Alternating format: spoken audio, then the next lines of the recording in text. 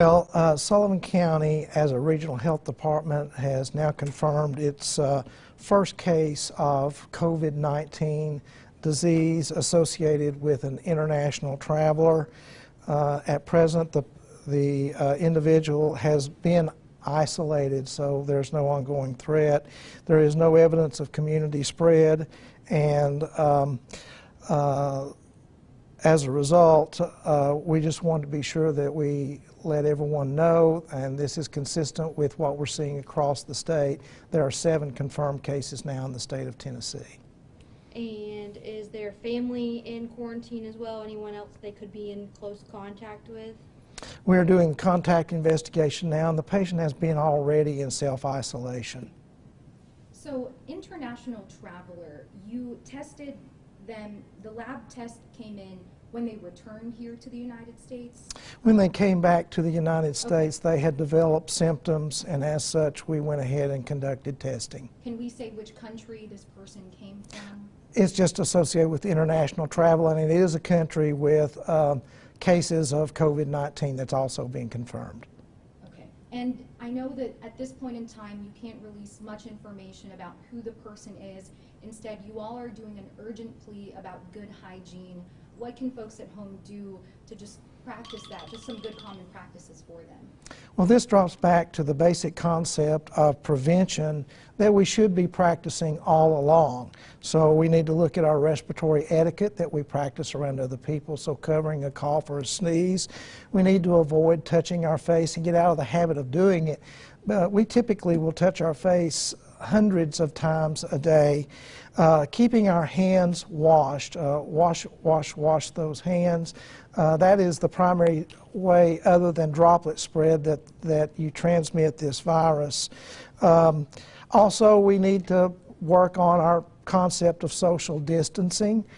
We know that droplets typically travel no further than 6 feet. And certainly if you're ill with any respiratory illness, you should be staying home and not exposing other people or contacts. With this particular type of illness, though, we do want to protect those at highest risk, which includes the elderly with comorbid conditions, so other medical conditions that can affect the lungs. Are the schools here in Sullivan County at risk? At the present time, no, there is no risk to the schools, and there is no community spread. And also earlier today, the state said that they were going to identify which region those who have been tested positive for COVID-19 are in. But you're specifically identifying here in Sullivan County. Is there a reason for that? We are a special region. We're called a metropolitan region. And as such, we work closely with the health department, but we're a direct county health department.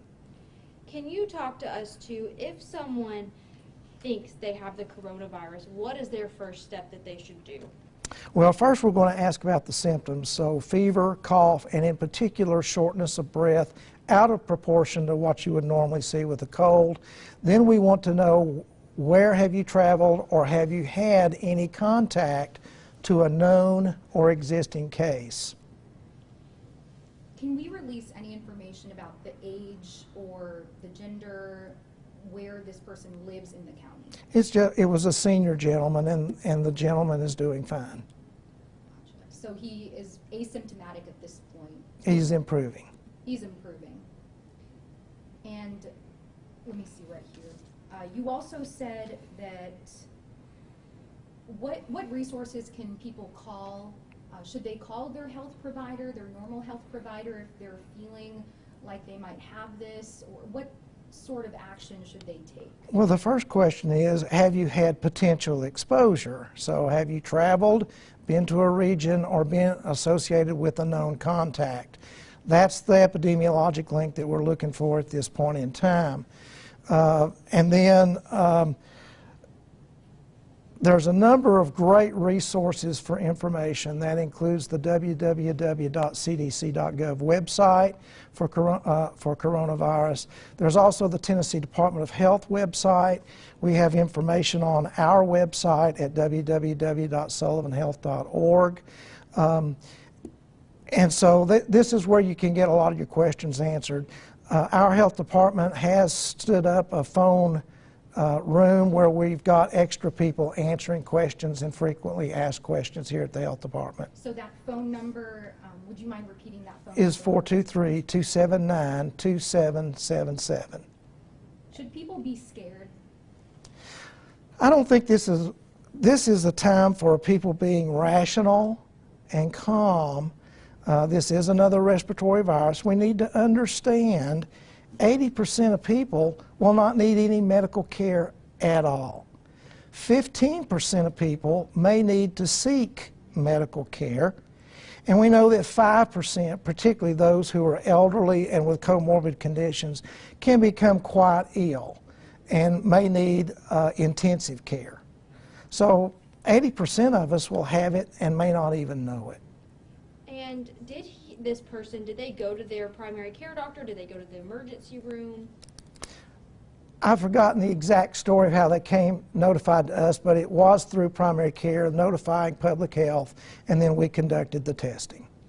And are there enough test kits right now for COVID-19? At the present time, the Tennessee Department of Health is still being very selective on who we test because we do have a limited number of tests at this time, although that capacity is ramping up very rapidly.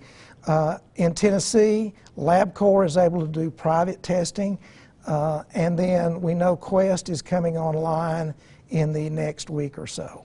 And again, this person, you said they are at home, they did a self-quarantine to begin with, and now is this a mandatory quarantine? Well, it doesn't have to be mandatory if the person is voluntary in following with what we instruct them to do, and they've been very cooperative. Dr. May, you're on Facebook Live right now. Can you just give a recap for the people just watching and just kind of reassuring them of this situation? Okay, well, we're just confirming that we've received and confirmed our first lab test of coronavirus infection in one of our residents.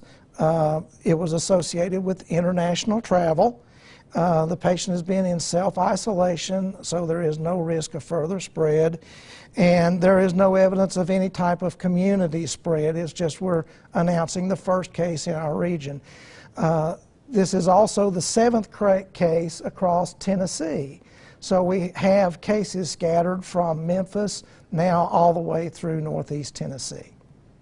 Are you concerned now that it's come to our region?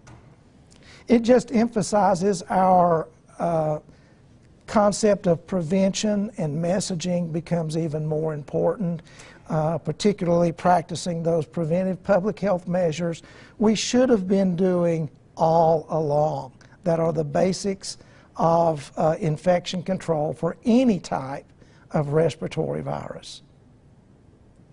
And is there anything else that Angelique and I didn't ask you that you think is important for the public to know, for anyone else to know about this first case confirmed of COVID-19 here in Northeast Tennessee? Not at this time.